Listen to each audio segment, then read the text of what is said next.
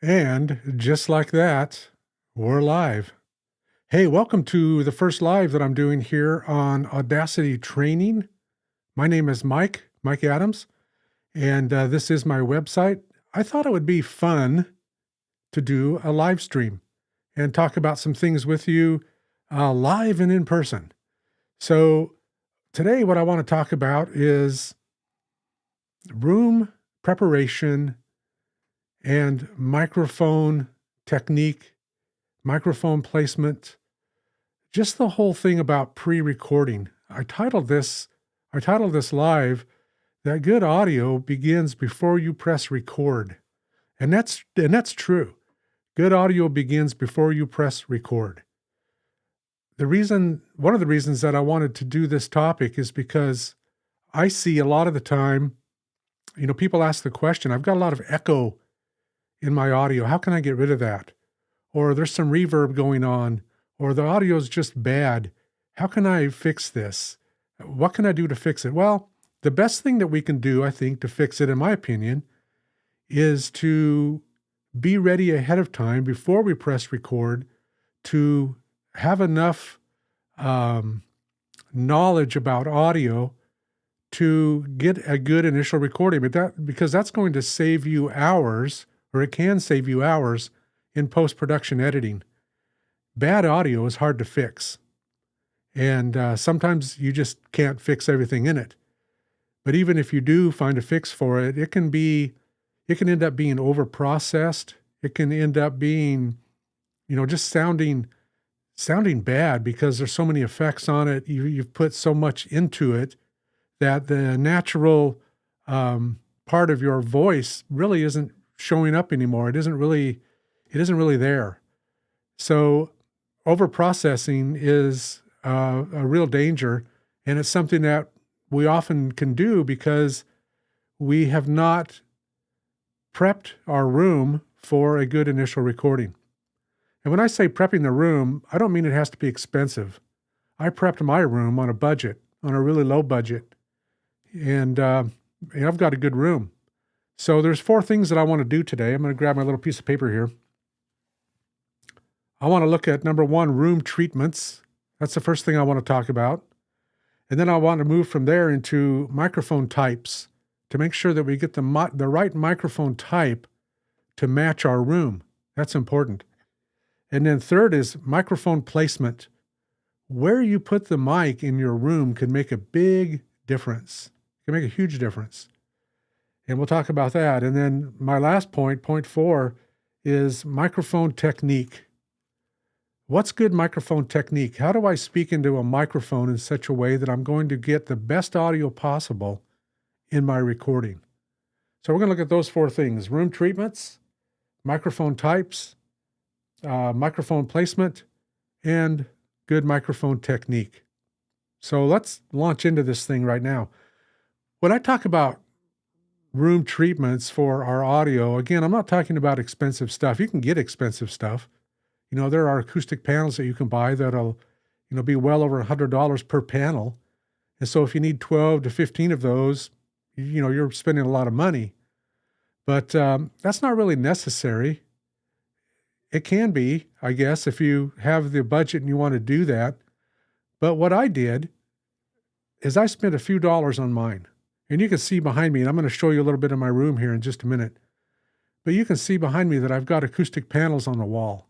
Those are homemade, and they're really cheap. I went down to Home Depot and I bought 4 foot by 2 foot by 2 inch thick styrofoam panels. And then we covered those with some sound absorbing cloth that we got at Joann Fabric. Go figure.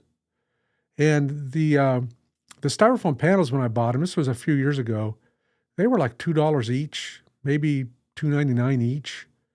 And I bought a bunch of them.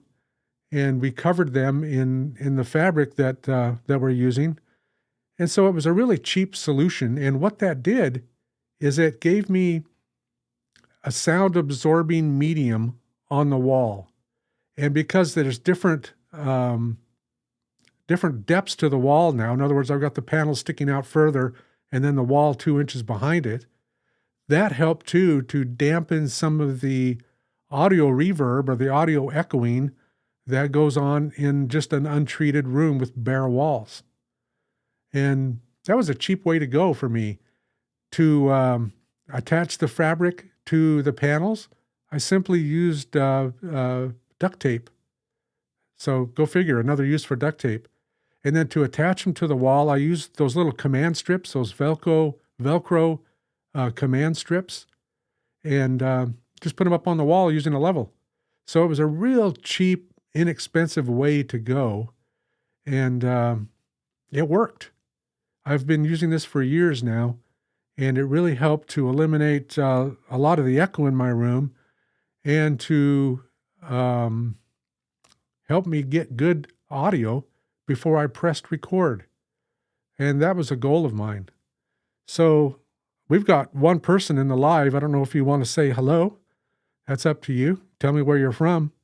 Again, this is my first live. I expected no one to show. So I'm pretty excited that there's one person in the live. So if you'd like to comment, please do. And if you have a question, fire away, and I'll do my best to answer that for you. Another thing that I want to talk about here, and when we're talking about room treatments, is carpeting or a rug. If you've got a bare floor in your room, that's going to be like an echo chamber. And even just something like a cheap throw rug or throw rugs, depending on the size of your room, can really help eliminate a lot of that echo and get rid of those standing waves, those standing audio waves that reflect around our room and find their way back into the microphone. So things like that can help. A throw rug or a carpet. I have a carpeted room here. This room is really small. It's 10 foot by 11 foot. So, I've made the most of it. I've done what I can with it. And all of my podcasting is done from here. All of my videos are recorded right here.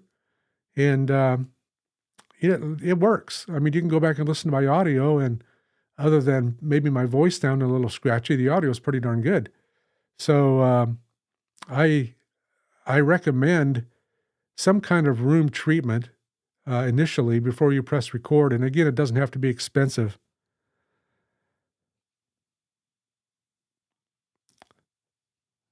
So we've got Dinah here. Why don't I see this completely? Let me expand this thing out here a little bit. See what I can do with it. There we go. Aren't lives fun? You never know what's going to happen in a live. That is the truth. So, Dinah from India, thank you for joining me today. It means a lot to me that you're here. I really do appreciate that. And then Drake, voiceover. Hello, Mike. My name is Drake. I'm from Wisconsin. Wow, thank you guys for joining me on this live. Like I said, this is my first live, and I honestly expected no one. But that's okay, because when this live is over, it'll be here as just as a normal video for anyone to be able to watch. So how's my audio sound? Can you guys hear me okay? Is it sounding all right? Am I too loud, too soft? Am I echoing too much? How do I sound? I can't hear I can hear myself in my headphones, but that's before it goes to YouTube. So let me talk a little bit about what I'm using today here in this live. I'm speaking through my Shure SM7B mic, and we're going to talk about microphones here in a few minutes. And I'm going from that into my Rodecaster Duo, and then from my Rodecaster Duo into my computer, from my computer out to YouTube to you all. So that's the setup that I'm using today. It's the setup that I use most days, most times. But okay, so I'm not very loud, and it sounds crystal clear. So thank you for letting me know that. I really do appreciate it. And thank you again for joining me on the first live at Audacity Training.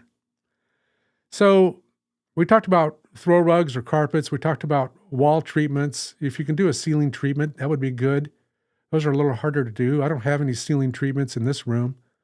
But again, just with what I've got on the walls, it really does help attenuate echo and attenuate any reverb. When we're doing music, reverb can be our friend. It can be a real friend. But when we're doing spoken word content, like audiobooks or podcasting or voiceover, echo or reverb can really be an enemy.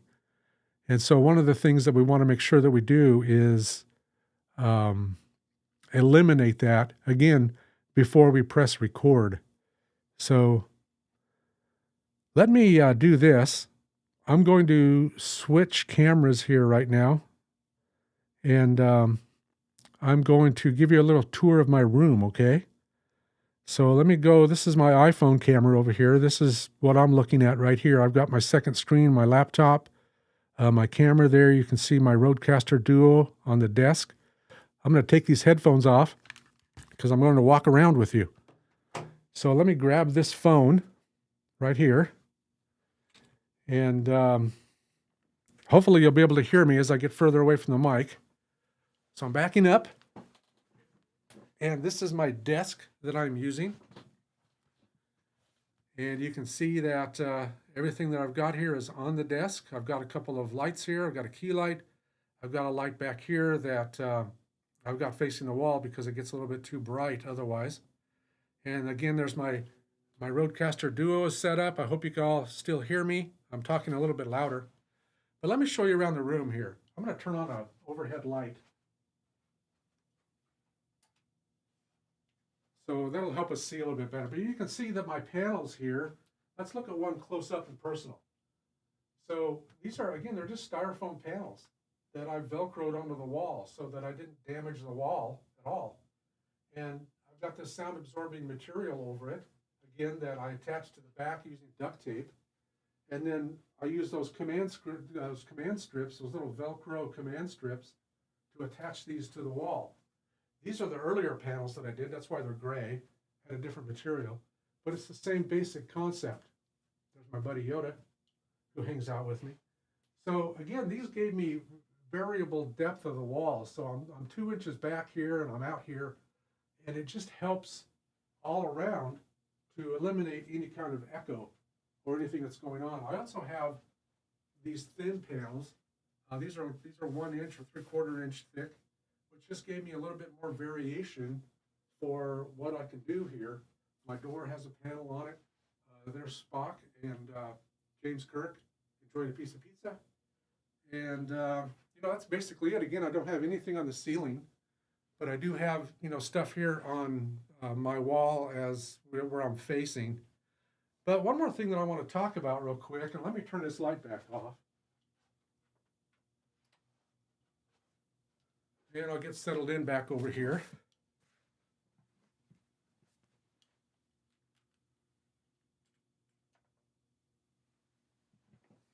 All right. Get on the right camera here. All right, there we go. So another thing that I want to mention before I forget here too is it's a good idea to use soft cloth over tables. I don't know if you noticed or not, but this table that's right here to my left has a piece of absorbent fabric, just like my panels do. And I draped it over that table. I have a large mouse pad here, a really large mouse pad on my desk. I don't know if you noticed it or not, but it helps keep some of the echo from that desk. Flat surfaces can reflect audio. This screen that I've got over here can reflect audio. The window can reflect audio. When I'm doing a video like this or when I'm doing podcasting, I have room darkening curtains on that window, and I close that, or they're closed right now, because I don't want that audio getting reflected back, and those curtains help. Every little thing that we can do will help ensure that our initial audio is good before we ever press record. So the curtains that I've got, the soft curtains and the cloth over the table, anything that you can do to drape something over every hard surface that might reflect audio. I've got a large chair in here that's a soft cloth chair, which again, it provides an uneven surface and it's soft. And so it absorbs sound. It helps absorb sound. And, these are just things that are normal in my room that I just do that don't cost a lot of money. I did it all on a budget. Ron's here and he says, hello from Grand Haven, Michigan. Hello, Ron. Thank you for joining us. Thank you for joining me today on this first live. I'm really excited that you're here. Drake asks a good question. Can a room be too soundproofed? I don't think so. I really don't. Something that I haven't told you yet when we moved into this house 2 years ago, it was a new build, and I did a video on this on my channel a couple of years ago. Before they drywalled it, I got permission to come in and put insulation in these inside walls. I used Rockwell Safe and Sound insulation. And what that did is it doesn't eliminate echo or anything like that, but it provided an additional barrier to noise outside of the room. So remember that when you're doing your recording and you're getting ready to record, whether it's video, audio, whatever you're going to record, you want to make sure that your room is protected from outside noise as much as possible. And that's what that insulation did for me. And again, it's a new build. It's 2 years old now. And we were able to do that before they came in and drywalled it. And it did make a big difference. There's things, the washer and dryer are right next door to me here. And when they're running, I can't hear them in here. And so, it really helped. It helped because, we have a life. Life goes on. There's noise out there. There's grandkids and et cetera, et cetera. But that noise doesn't get in here. So, I would say to your question, can a room be too soundproofed? I don't think so. I really don't think that it can be. So I hope that answers your question. Let's move on to microphone types, shall we? We've talked a little bit about rooms. We've talked a little bit about how to treat a room, the importance of treating a room, that it's important to keep the audio as echo-free or reverb-free as possible.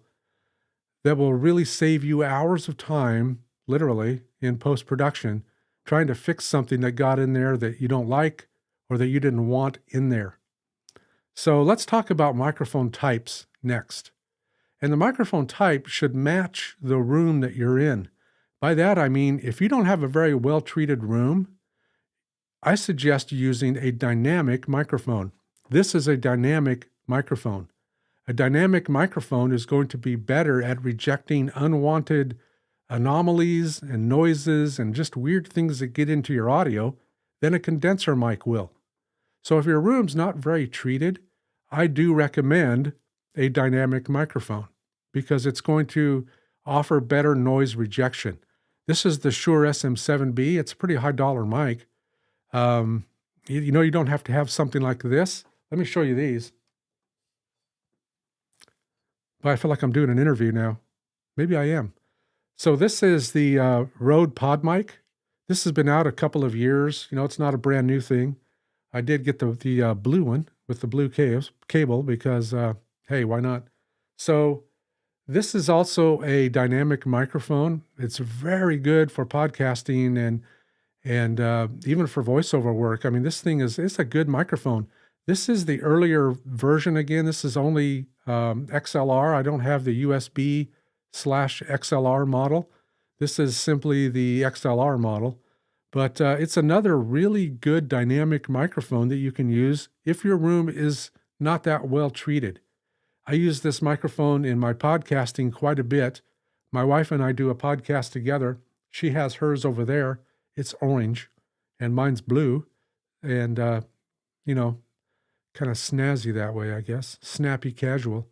Anyway, yeah, I would suggest a dynamic microphone if your room has some echo. And when you're talking in a microphone, we'll talk about this when we talk about microphone technique in a minute. The way you talk in your microphone can help eliminate echo as well. So we'll be talking about that in just a minute. Another good mic, I don't know if you're looking for a mic that on a budget. This is the Audio Technica. I don't know if you can see that. I don't know if you can see the writing there.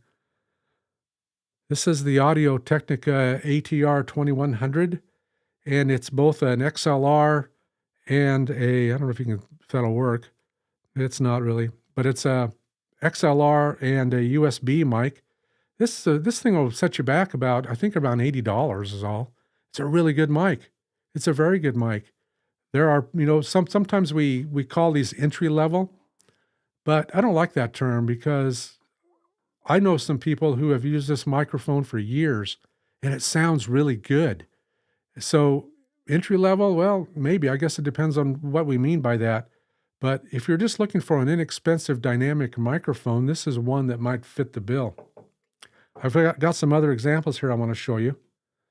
This is my Rode NT1. This is the 4th generation. I had other ones that I ended up selling, but this is the 4th generation NT1. Again, it's a large diaphragm condenser mic. This is not a dynamic mic. It's a condenser mic, so it has to have 48 volts of phantom power to run, which any microphone interface today will provide that. This is an excellent mic. This is my favorite mic, and it's not expensive. It's cheap. You can get into this for, I don't want to misquote it because I haven't looked lately, but I'm thinking probably $250 maybe. Yeah, it's a little pricey, but man, it's really worth it. And this is one of my favorite mics. I like to switch out my mics, so you'll see me in different videos using different microphones.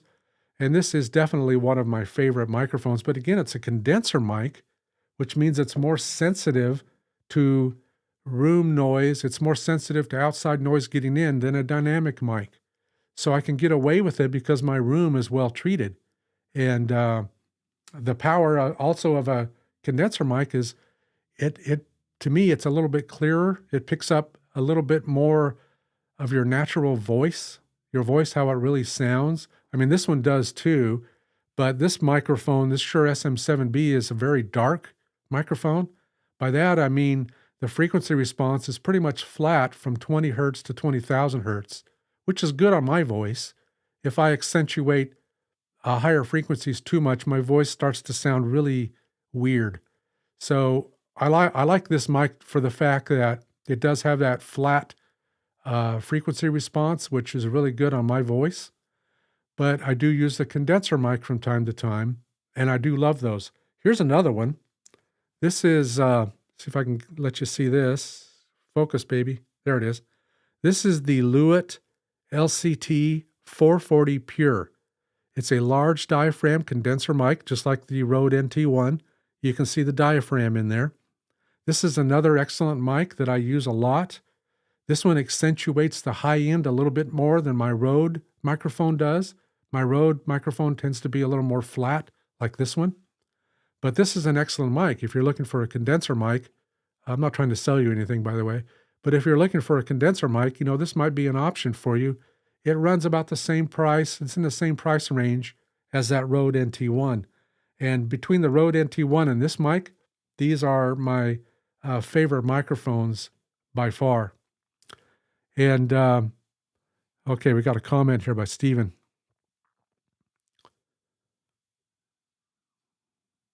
Let me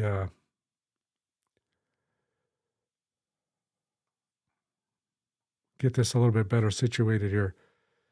Steven says this. He says, unfortunately, Audio Technic pulled the ATR 2100X from the market. Wow, that's I didn't know that. Thank you for letting us know that. It's no longer available from any of the resellers. If you can get one used in good condition, it's worth purchasing. That's true. I did not know that, Stephen. Thank you for saying that. Yeah, so I really appreciate that. Let me see if I can't. Here's the beauty of lives. See if I can't get this a little bit. I can't really fix it right now. I wanted to get your font a little bit bigger, but I'm new to Ecamm as well, so I'll figure that out. And by the next one, I'll get that font a little bit bigger. So yeah, Stephen, I didn't know that Audio Technica had pulled that ATR 2100X. I've had mine for so long that, well, the rest of the story right there. So microphone types, again, if you're in a well-treated room, you can go with a condenser mic. I would recommend it if you can, because it's going to just have a better sound. It's going to be more true to your voice. You're going to like it probably a little bit better than a dynamic mic, as good as dynamic mics are. If you're in a poorly treated room, stick with that dynamic mic, at least at first, initially, because you'll be, it'll reject more of the noise, and you'll be glad that you did. Just If you're going to use a dynamic mic like the Shure SM7B, you might need a device like this, a cloud lifter, because this is a gain-hungry mic. That's not really focusing in there. There we go. It's a gain-hungry mic, and that means that it needs help. It needs an additional boost in the signal, and the cloud lifter or a similar device is a good way to make sure that that happens. Another mic that I use a lot in here is my Synco D2. Synco D2, that's probably not going to focus because I can't get it in there very good. But this is a shotgun mic. This is a supercardioid mic. That means that it has a very narrow pattern out the front as it's facing you, very narrow pattern out the front, and a little bit out the back as well, just like any other mic. But this is a good mic. I've used it as an overhead mic. I get it just out of frame, and I've used it that way quite a bit too. So bottom line is it's important that your microphone type matches the room that you're in. And if you're in a well-treated room, you can experiment a little bit more with mics. If you're not in a well-treated room, I would recommend sticking with a dynamic mic. I think you'll be happier with that. Next, I want to talk about mic placement, microphone placement. And this is an important part as well. Whenever we're in a room, especially an untreated room, and we're talking in that room, the audio waves are reflecting, they're bouncing all around in the room. And at some point in the room, they tend to come together. And if I'm sitting in the middle of the room and it's untreated, and I have bare walls, I have, a bare desk, I have a window that's not covered, the closet doors, the door to the room is not treated. Everything's just kind of bare, and I'm sitting in the middle of the room. Chances are that a lot of those audio reflections are going to come back somewhere near the middle of that room and get back into my microphone. And I'm going to hear that when I play back my audio. I'm going to hear it, depending on how bad it is. But that's something to be aware of in microphone placement. Another issue with microphone placement can be if I'm facing a wall that's untreated, I'm getting echo right back. I'm getting echo off my screen here, off my monitor. I showed you the monitor here just a minute ago. If you missed it, there it is. I've got a 27-inch monitor sitting here, and it's extremely possible to get echo, reverberation back from that monitor into my microphone. And I do get a little bit of that. I can hear it. When I turn and place my microphone where it's looking out into the room, I can hear a difference in my headphones. It's not significant, but I can hear it a little bit. So what I do from time to time is what I just mentioned. I will turn my chair. I'll bring a microphone here that I've got another stand for, and I will turn my chair and I will face out into the room. Not in the middle of the room, but I will face out into the room. I'm about 2 feet from the wall here, and I'll face out into the room and speak. And I've done this as a test before. When I've got my headphones on and I'm talking out into the room, and then I turn while I'm talking and I turn back toward this direction, I can hear a little bit of reflection. I can hear some audio reflection. Again, not very much, but I can hear a little bit. So speaking out into the room can be very beneficial in a treated room to eliminate some of that echo and some of those audio waves that tend to come back and get back into our mic and tend to mess up our audio and make it not sound as good as we had once hoped.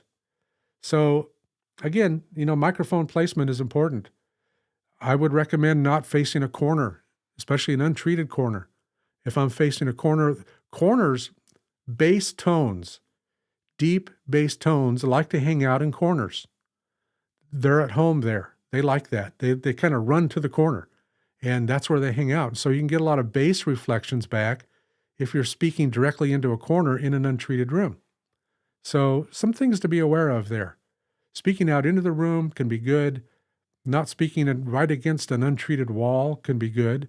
Not speaking directly into a corner can be good. But turn your back to the corner and try speaking out into the room because the audio is going to dissipate better.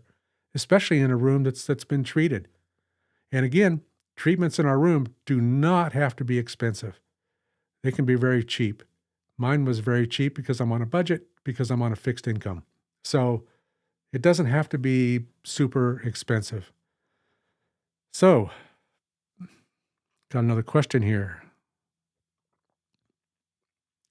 Drake says, question 2, what is your recommendation for combating ventilation and airflow? Wow, that's a good question. I'm really hot in here right now because I'm not getting any air. What if when I turn the air on, it doesn't really get into my mic because I've got it gated? Talk about that in just a second. But yeah, that's a really good question, because my recommendation number one is always, always, always put a high pass filter on your audio. Always.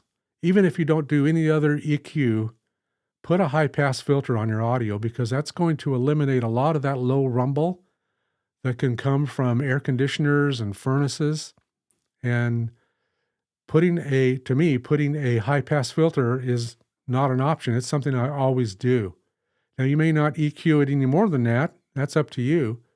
But I would always put that filter on there, because it's going to eliminate a lot of that right off the top. So that would be my main recommendation.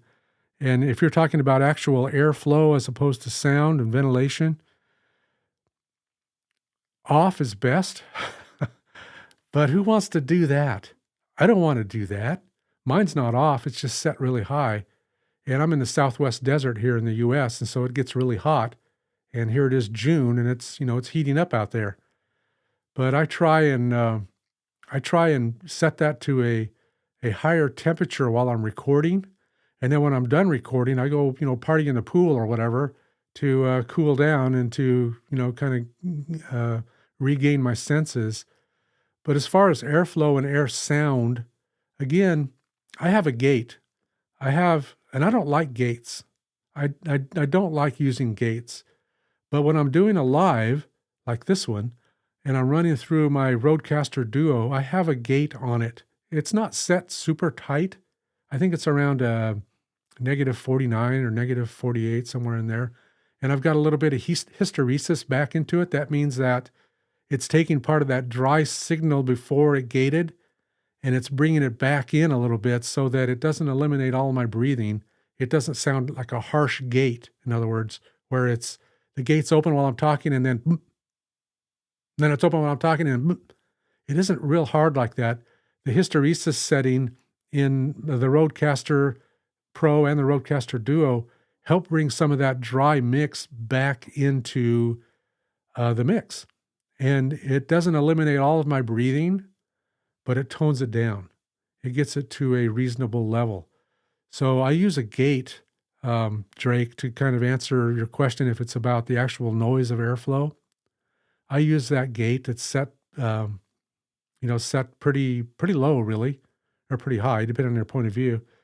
I'm not gating a whole lot, but I'm gating enough to where you're not going to hear the little sounds that go on here. Like I was talking about the washer and dryer in the next room. One of the reasons that I don't hear them is because, as I mentioned earlier, my walls are insulated, but I also have a gate. And that's really about all the processing I'm doing on this audio, because it's so easy to over-process. We watch videos on YouTube or wherever, and we're hearing, oh, you need to do this, you need to do that, you need to EQ, you need to use an expander, you need to, on and on and on, all this audio processing that I'm supposed to do. You're supposed to compress, you're supposed to do this. And I end up with this long list thinking, oh, I need to do all this. And I've done that. And at the end of the day, it kind of hosed up my audio. When I'm recording my podcast, it's different. I don't have any effects on my podcast except a high pass filter. I put effects on it in post. I don't have anything on it while I'm recording, because I want all of the audio captured up front. I want it to sound as natural as I can. And then I can put effects on it, a few effects. I don't overprocess. I can put a few effects on it to make it sound better. But again, I'm starting with that good initial recording. So that makes life easier. That saves me a lot of hours in post-production audio. When I first started podcasting, I was using a laptop at a kitchen table, and I threw the laptop, well, I didn't throw it. I set the laptop down on the table, and I used the internal microphone on the laptop, and it sounded horrible. I still have those. I go back and listen to them just to, cheap entertainment, but they sounded horrible. But people still listened to my podcast. People still tuned in to what I was doing. But man, when I listened to it, so much echo, so much reverb, just garbage stuff, and but that's how I started. And that's how I started to learn do's and don'ts when it comes to recording good audio. And yeah, so I hope that answers your question. That's my long version, my long answer to your question there, Drake, about combating ventilation and airflow. Okay, question 3. Where can us viewers find your podcast? Okay, I have three podcasts, right? Yeah, I have 3 podcasts. Oh, you're welcome, Drake. So to find my podcast, the first one is the Audacity channel. And I haven't been on it in a while because 2024, I don't know if you are aware of this or not, I put a video out about it. 2024 for me was a bad year because I was diagnosed early on with cancer. And I was in chemo and ultimately radiation and chemo for 2024. So I feel like I lost a year. It just kind of knocked me off the saddle, as it were. And everything kind of came to a screeching halt, including the courses that I teach.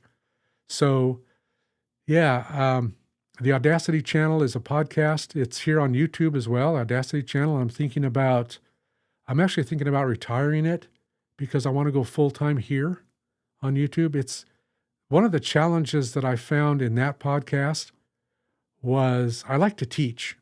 I don't know if you caught that or not. I like to bring up the screen. All of my videos here are screenshots, screencasts of what I do. That's hard to do in an audio-only podcast. You kind of feel like you're missing something. What's he talking about? I can't see what he's talking about. So I'm thinking about retiring it and just going, full on right here with Audacity training. But that's one of my podcasts is the Audacity channel. My wife and I do a podcast together called The Grace Cafe. And again, we sit in this room together. She has her mic, I have mine, and we do that podcast as well. And then I have another podcast that I do called The Un-Sunday Show. Un-Sunday, like the Un-Cola, if you remember that commercial from way back. The Un-Sunday Show. This is one that I do I used to be a pastor, and I don't do that anymore. And so this is a podcast that I started where I just talk about my personal journey. So those are my 3 podcasts. Those are my 3 podcasts, Drake, to answer that question. And yeah, feel free to look those up. Again, the Audacity channel might be getting retired here before long. I need to make that decision here pretty quick. So, microphone placement. I think we're pretty much done there. Let's move on to the 4th and final thing that I want to talk about here, and that is microphone technique. By that, I simply mean, how do you talk into a microphone? Do we just plop the microphone in front of us and start speaking? Or is there a better method? You'll notice that here with this dynamic mic that I've got, it's off to the side. I'm not talking right in front of it. I'm talking more across it. And it's at about a 45-degree angle. It's maybe 2.5 inches or so from my mouth. Of course, this being the Shure SM7B, the capsule and the electronics really are clear back in here. So the chances of me getting plosives and things like that are minimized just by the way that the microphone's built. But I would recommend that as a microphone technique, whether you're using a dynamic microphone or if you're using a condenser microphone like the Rode. I would not have this right in front of me. Maybe if I had a pop filter on it, which it does come with a pop filter, by the way, and it does come with a really nice shock mount. So you get all that as a package deal when you buy it. Again, I'm not selling anything. This is, I'm just talking about this as an end user who is very satisfied with it. So if I have even a condenser mic, especially if I have it right in front of my mouth, I'm going to get plosives. Plosives are P's and hard consonants like p, p, p, you know, that was kind of weird, but hey, it's live. This is live YouTube. So um, you're going to get plosives in it if you don't have some kind of a pop filter on it. But even with a condenser mic, when I use this condenser mic, I have it at a 45-degree angle. I'm talking across it. I'm not talking at it. I'm talking across it, and that helps. That helps with plosives. That helps with just sounding better on the microphone because, again, I'm not speaking directly into it. I'm not risking getting those plosive sounds in it. I'm talking across it, and what that does too is that eliminates the need for a pop filter. When I'm talking in this Rode mic like this, I don't use a pop filter. It's not there. I don't need it. And so microphone technique, again, is just as important as the other things are. And again, you don't want the microphone too far from your voice or too far from your mouth. We see, I don't know if you do, but I see pictures of, people selling microphones, companies selling microphones, and they'll have this microphone sitting down on the desk, 2 feet away from the person supposedly who's talking. And they're just having a grand old time talking. And you're thinking, wow, I need to get that because I've got room on my desktop for that. But in reality, if you're going to record that way, if I have this sitting on the desk 2 feet from me, it's not going to sound very good. You heard that when I got up and showed you around my room. When I got up and walked away from this mic, you heard the difference. If I sit clear back here, you're going to hear a difference. There's going to be a lot of the room between me and the microphone, and it's going to get in there, and it's going to mix in with the audio, and it's just not going to sound as good as if I get close. Now, when I am getting close to the microphone, the closer I get, typically, the bassier it's going to sound. So if I'm back here and then I come in really close, I can get kind of up close and personal, and it's going to sound more bassy. It will also, the closer that I get to my microphone, it's going to bring up more sibilants. Sibilants is S, s, s, s. The S sounds. They're going to get more pronounced the closer I get to the mic. And if I back up from the mic a little bit and I get, there's kind of a sweet spot in there and each mic's a little bit different, it can help with some of that sibilance. And it can lessen some of the sibilance. And again, what you're hearing on this mic is basically the mic. Like I said earlier, I've only got a noise gate on it. I'm not doing a bunch of processing other than a high-pass filter in my Rodecaster. So what you're hearing is what you get pretty much right out of the box. And microphone technique can go a long ways in enhancing the build of the mic, enhancing what the mic is built for, the kind of audio that the microphone is built for. So, keep that in mind. Microphone technique is an important concept here as well. I suggest never speaking directly into the mic. Try and speak across the mic and try and keep it within an inch or two of your mouth. And experiment with the audio in your setting, in your situation, and see if that works for you. So those are some of my recommendations. I don't know if I missed anything here in the comments. Doesn't look like it. So again, just to recap, room treatments. You want good room treatments before you press record. You want to select the right microphone type for the room that you're in. If it's well treated, you might want to go with a condenser mic. If it's not, you might want to stick with a dynamic mic. And then thirdly, we talked about, microphone placement. Try and avoid the center of the room if you can. Maybe with your back against the wall, speak out into the room. Try to avoid speaking against a untreated wall that's real close to you. You're going to get a lot of reflections back from that. Same with a large screen. Try and stay away from that. And then lastly, we talked about microphone technique. And I guess as far as microphone technique goes, I should also add that the gain is important. You want to adjust the gain on your mic when you're talking to somewhere between a -12 and a -9, maybe a -6 at the most, -12 dB to a -6 dB where it's peaking out in there. That gives you enough headroom when you're editing afterwards to be able to add effects and to be able to do things like normalize, compress, and limit, and anything that you're going to do in post-processing. So I would include that as well in microphone technique. All right, here we go, Drake. I often use the hang tight rule, thumb and pinky away from the microphone. There you go. There you go, man, right there. Yep. That's a good one too. So yeah, all of that. So things to consider just as I'm going to go ahead and start wrapping this up here. It's been, how long have we been going here? It's been about 45 minutes now, 48 minutes. So I'm going to go ahead and wrap this up. I appreciate your time today. Really appreciate you joining me again. My first live here. I didn't know anybody was going to even be here. So this is a very pleasant surprise. I thank you all for joining me. And I'm going to be doing a few more lives here in the future, as well as getting back on track with just regular videos. Again, 2024 for me kind of knocked me out of the saddle, but I'm back. So here I am. And Drake, you're very welcome. Drake says this has been insightful, and thank you, and thank you, Drake, and thank you all for joining me on this live. So I'm going to wrap this thing up, and we'll do it again soon, okay?